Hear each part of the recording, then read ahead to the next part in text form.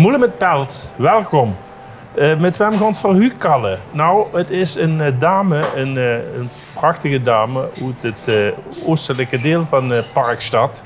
Het werd besteed op heel veel terreinen in de media, de communicatie, bedrijfskunde en zorg. En we kennen hem alle nu, Vivian Lataster. Wat chic dat ze er best, Vivian. Leuk om hier te zijn. Ja, leuk. Van harte welkom. We gaan er dadelijk even rustig bij zitten en we gaan van alles bespreken. Wat wil je drinken? Nou, gezien het weer, doe maar een spaatje rood. Een spaatje rood. Ja. Femke, spaatje rood? Nee? Twee. Moelen met Pelt.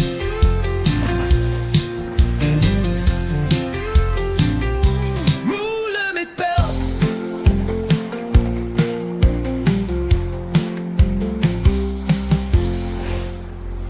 Vivian Lataster. Ja. Wat goed om je te zien en wat leuk dat je met ons programmaatje mee wilt doen. We willen van alles van je weten, maar we beginnen bij het begin. Waar stond het wiegje?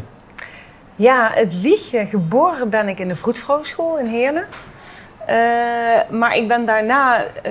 mijn ouders woonden toen in Algerije voor het werk van mijn vader. Oké. Maar mama is naar huis gekomen om te bevallen van mij. Naar huis waar opa en oma woonden. En die woonden in Kerkrade.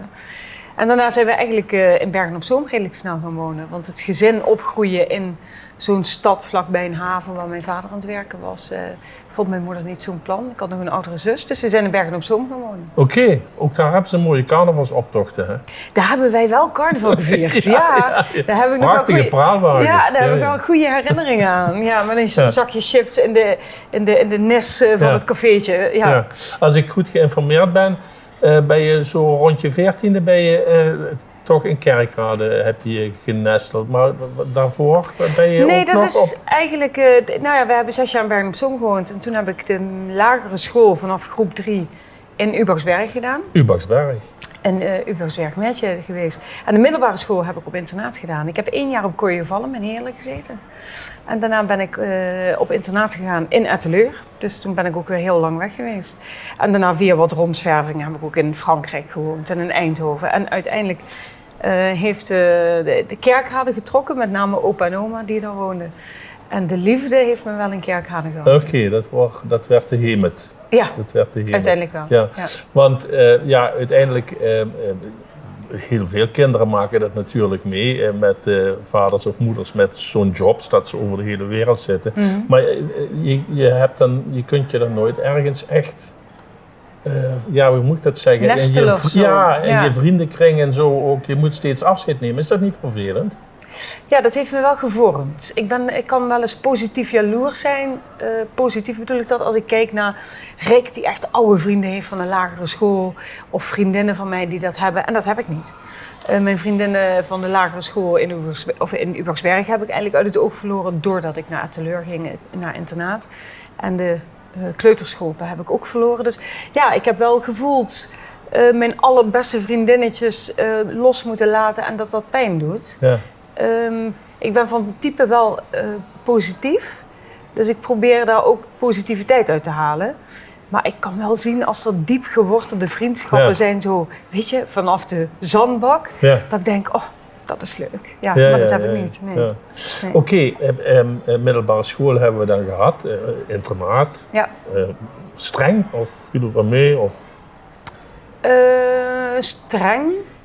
Redelijk. Het was niet, we hadden wel nog een paar paters rondlopen, maar die zaten op de jongensgroepen. Is het streng? Nee, het is wel anders. Het is wel anders. Heel strak regime. Ja, dat. En je voedt jezelf toch wel voor een deel op. Hè? Ja. Ook wel. Je wordt heel erg vroeg zelfstandig. Heeft ook wel zijn voordelen. Heeft ook zijn voordelen. Ja. Daarna ga je een gerenommeerde horecaopleiding doen, hè? Notenboom, ja. Maastricht. Ik was denk ik te briesend om oud te worden. Ik had te veel zin om het leven te behappen of zo, dat ik de rust niet had voor de hotelschool. Ik ben notenboom gaan doen. Was toen nog geen erkende opleiding. Was echt een soort van privaatopleiding en dan had je een 2 jaar je diploma. Ben ik nooit gaan halen, Frits. Ik heb alle certificaten gehaald en toen moest je ook stage lopen. En toen kwam ik in Frankrijk terecht en toen ben ik niet meer thuis gekomen. Toen kreeg ik daar een baan en toen ben ik daar een jaar gebleven. En toen heb ik vervolgens nooit mijn scriptie ingeleverd. Dus ik heb de opleiding officieel nooit afgerond. Een beetje verprutst. Nou ja, ik heb de vakken wel allemaal gehaald. Ja, Dus ja. ik heb al die certificaten binnen Ja, ja. en die hebben ze ook braaf opgestuurd. Maar toen heb ik het bij de scriptie laten liggen. Ja. Ja. Ja. Op een gegeven moment heb je ook een eigen horecabedrijf in Kerkrade, maar daar zal een tijd tussen zitten. Er zit een paar jaar tussen. Toen heb ik nog een tijdje in Eindhoven gewerkt. Maar in de horeca wel. In de horeca, Ja. ja. Bij Quatre Bras in Best. In Eindhoven ook gewoond. En ik was bij opa en oma op bezoek. En de grootste schatjes. En mijn prachtige herinneringen heb ik aan ze. En zij woonden in Kerkrade, echte Kirchgusser mensen. En die zeiden, kind, er komt een nieuwe passage. Moet je een horecazaak beginnen? En ik dacht al, niet in Kerkrade. En toen ging ik met opa en oma wandelen. En toen lag er nog 1 pandje vrij. En toen dacht ik, ja, daar zag ik wel wat in. En toen was ik 21 en 3 weken later was ik open. Dus dat ging, ja, ik kom wel uit een ondernemersgezin. Oké, als je wat wilt, dan ga ervoor. Ja, en dan ja, schouders eronder, maar gaan. Ja. Ja. En dat ging goed? Ja, dat ging eigenlijk heel goed. Het was een heel goed lopend zaakje. Heel veel vaste mensen. Daar hou ik ook van. Oudere doelgroep, oudere mensen. Gewoon een gezellige brasserie waar mensen wat lekkers tussen de middag komen eten. En veel vaste klanten. Daar werd ik erg gelukkig van. Maar ja, na 5 jaar dacht ik wilde ook graag een gezin. Inmiddels was Rick in mijn leven. Prominente politieman. Ja, en wij wilden ook al kinderen. En toen heb ik uiteindelijk de zaak verkocht. Toen ben ik nog kinderpsychotherapie gaan studeren in Amsterdam. Omdat ik altijd het gevoel heb dat je bent hier ook om te leren. Ik wil altijd wel leren. En toen was ik redelijk snel zwanger. Dat was ons gegund, gelukkig. Oké. Ja. Hey, dat horecabedrijf was er.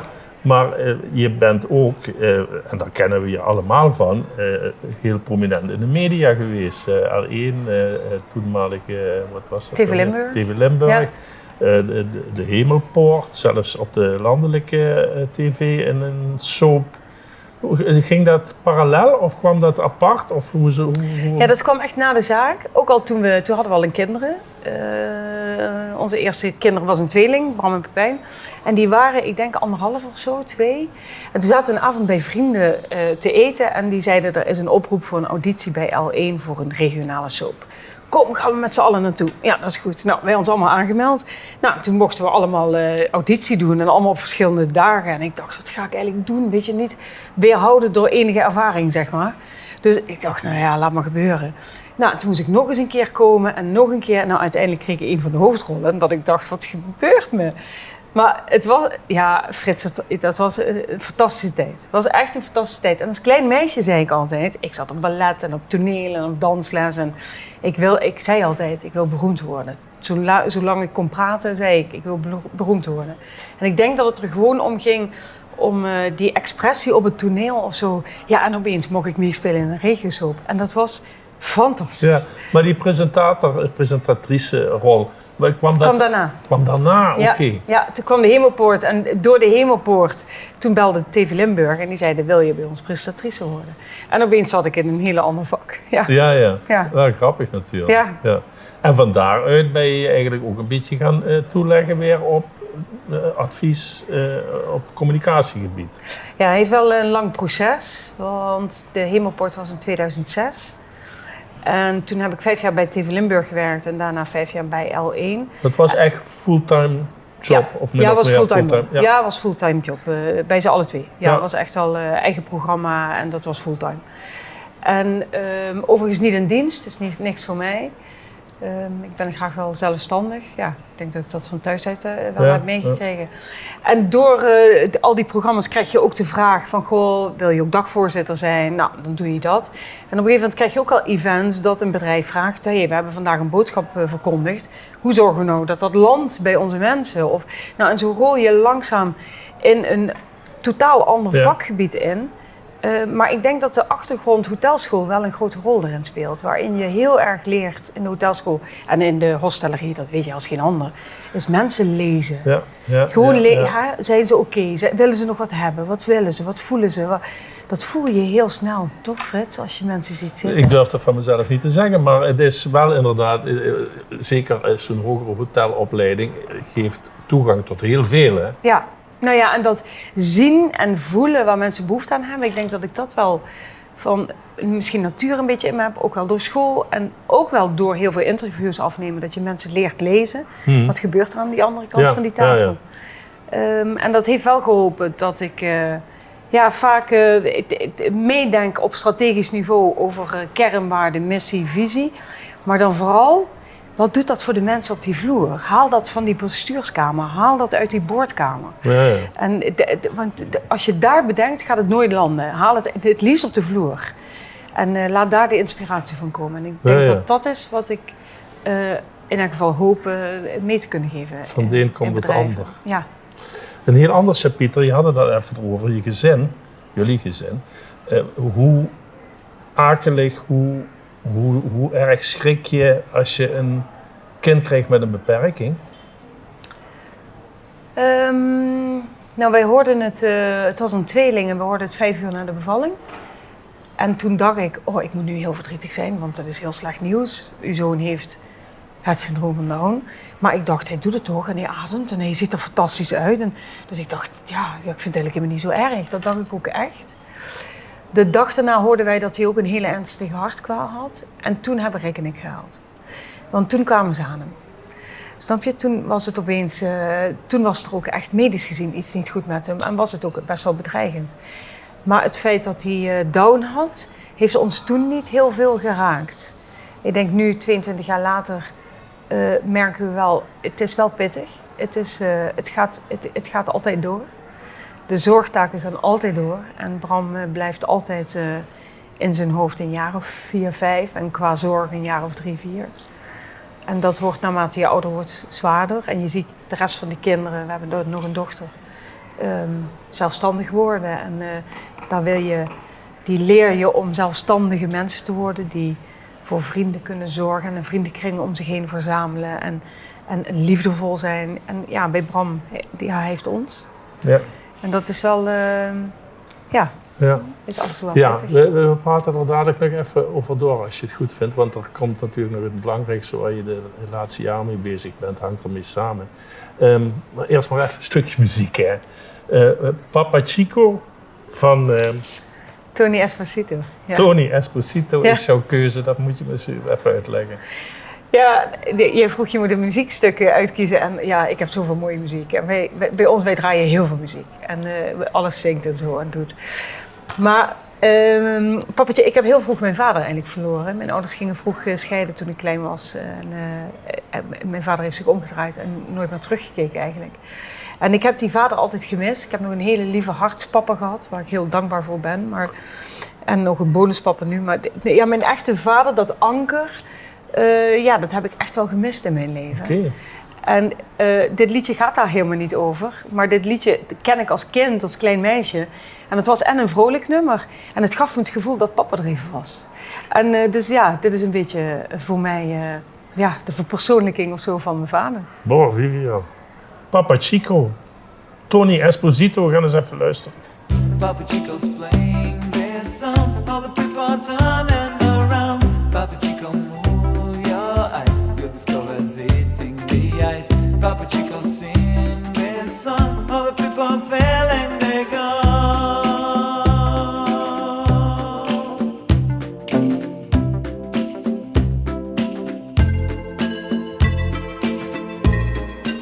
Oké, terug naar waar we het van tevoren over hadden. Dat heeft jullie leven en jullie loopbaan, zeker jouw loopbaan, ook heel erg beïnvloed. De aanwezigheid van Bram. Ja, ik denk dat het me op de eerste plaats dankbaarder heeft gemaakt. We zijn best wel blij met hele kleine dingen. We zijn best wel hecht. Maar het heeft er ook voor gezorgd, ik maak me ook zorgen over de toekomst. En, want Ja, wie zorgt er straks voor Bram? Hè? Hij kan dat zelf niet. En dan geloof ik dat de zorg er wel is. Maar wie geeft hem straks liefde? Als ik er niet meer ben. En dat regelen mijn kinderen, de anderen, Itske en Pepijn, die regelen dat zelf. Die krijgen een partner en die hebben vrienden. Maar ja, Bram heeft dat toch anders. Dus ja, dat is wel... daar kan ik me zorgen over maken. Zodoende, want ja, ik wil natuurlijk naar Bruis. Dat is voor de mensen die het niet kennen nog, moet je het misschien even uitleggen. Maar dat is eigenlijk een project waar je al jaren mee bezig bent. En waarvan ik soms denk van, goeie god, Vivian, wat haal je op je nek? Ja, dat denk ik zelf ook wel eens. Maar wat leg eens even uit wat Bruis is. Ja, heel kort gezegd. Bruis is een huis voor Bram. Een Bramhuis. Dus het woord Bruis komt van Bram en huis. Maar het is een huis voor jongeren met een beperking en voor ouderen.